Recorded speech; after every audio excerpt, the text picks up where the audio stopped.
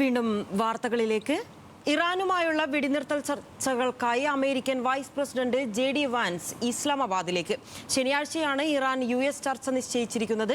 Iran പ്രതിനിധി സംഘം പാകിസ്ഥാനിലേക്ക് പുറപ്പെട്ടോ എന്ന കാര്യത്തിൽ അവ്യക്തത തുടരുകയാണ്.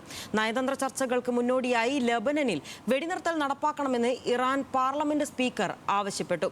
വിശദാംശങ്ങളുമായി ബനീഷയാണ് ചേരുന്നത്. ബനീഷ, നാളെയാണ് ചർച്ച.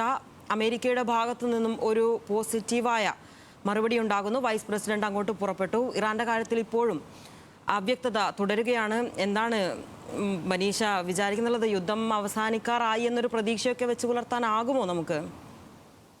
ലിനിഷ, ഏപ്രിൽ 8-ന് പ്രഖ്യാപിച്ച താൽക്കാലിക വെടിനിർത്തലിന് ശേഷവും ലെബനനിലും ഗൾഫ് രാജ്യങ്ങളിലും ആക്രമണം ഇപ്പോഴും നടക്കുകയാണ്. ഇറാനിൽ മാത്രമാണ് വെടിനിർത്തൽ കരാറിൽ ഏർപ്പെട്ടിരിക്കുന്നതെന്നും ലെബനനിൽ ഇത്തരത്തിലൊരു വെടിനിർത്തൽ ഇല്ലെന്നും ചൂണ്ടിക്കാട്ടിയാണ് ഇപ്പോൾ ഇസ്രയേൽ വലിയ തോതിലുള്ള ഒരു ആക്രമണമാണ് ഇപ്പോൾ ലെബനനിലേക്ക് നടക്കുന്നത്. കഴിഞ്ഞ മണിക്കൂറിൽ തെക്കൻ ലെബനനിലേക്ക് ഇസ്രയേൽ നടത്തിയ ആക്രമണത്തിൽ 13 സെക്യൂരിറ്റി ജീവനക്കാർ കൊല്ലപ്പെട്ടുവെന്ന റിപ്പോർട്ടും പുറത്തുവന്നു. കഴിഞ്ഞ 2 ദിവസത്തിനുള്ളിൽ മാത്രം 300-ലധികം പേരാണ് ലെബനനിൽ മാത്രം ഇസ്രയേലിന്റെ ആക്രമണത്തിൽ കൊല്ലപ്പെട്ടത്. ഈ സാഹചര്യത്തിലാണ് ഇറാൻ പാർലമെന്റ് സ്പീക്കറുടെ പ്രതികരണം വരുന്നത്. അതായത് നയതന്ത്ര ചർച്ചകൾക്ക് മുന്നോടിയായി ലെബനനിൽ വെടിനിർത്തൽ നടപ്പാക്കണമെന്നാണ് ഇപ്പോൾ ഇറാൻ പാർലമെന്റ് സ്പീക്കർ ആവശ്യപ്പെട്ടിരിക്കുന്നത്. മരവിപ്പിച്ച ഇറാന്റെ സ്വത്തുക്കൾ വിട്ടു നൽകണമെന്നും ഇറാൻ പാർലമെന്റ് സ്പീക്കർ ആവശ്യപ്പെട്ടിട്ടുണ്ട്. നാളെയാണ് ഇത്തരത്തിൽ പാകിസ്ഥാനിലെ ഇസ്ലാമാബാദിൽ വെച്ച് ഇറാൻ അമേരിക്ക പ്രതിനിധി സംഘത്തിന്റെ കൂടിക്കാഴ്ച നടക്കാനിരിക്കുന്നത്. ഇതിനായി American vice president JD Vance ഇതിനോടകം തന്നെ പുറപ്പെട്ടുവെന്ന റിപ്പോർട്ടുകളും പുറത്തു വരുന്നുണ്ട്.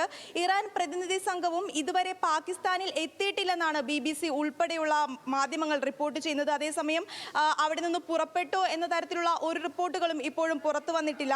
ഇറാൻ ആവശ്യപ്പെടുന്നത് പ്രകാരമാണെങ്കിൽ ഇത്തരത്തിൽ ഈ ഒരു ഇസ്ലാമാബാദിൽ വെച്ച് നയതന്ത്ര ചർച്ചകൾ നടക്കുന്നതിന് മുന്നോടിയായി ലെബനനിൽ വെടിനിർത്തൽ കൊണ്ടുവരണം, നടപ്പാക്കണമെന്നാണ് ഇപ്പോൾ ഇറാൻ ആവശ്യപ്പെടുന്നത്. ലെബനനിലേക്കുള്ള ആക്രമണം കടുപ്പിച്ചതോടെ ഹോർമുസിലും സമാന രീതിയിൽ ഇറാൻ നിലപാട് ശക്തമാക്കിയിട്ടുണ്ട്. ലെബനനിൽ വെടിനിർത്തൽ കരാർ കൊണ്ടുവരുന്നതിനായി അടുത്തയാഴ്ച അമേരിക്കയിൽ വെച്ച് ലെബനൻ ഇസ്രയേൽ പ്രതിനിധി സംഘവും കൂടിക്കാഴ്ച നടത്തുമെന്ന റിപ്പോർട്ടുകളും പുറത്തുവരുന്നു. ശരി, നന്ദി ബനീഷ വിവരങ്ങൾക്ക്.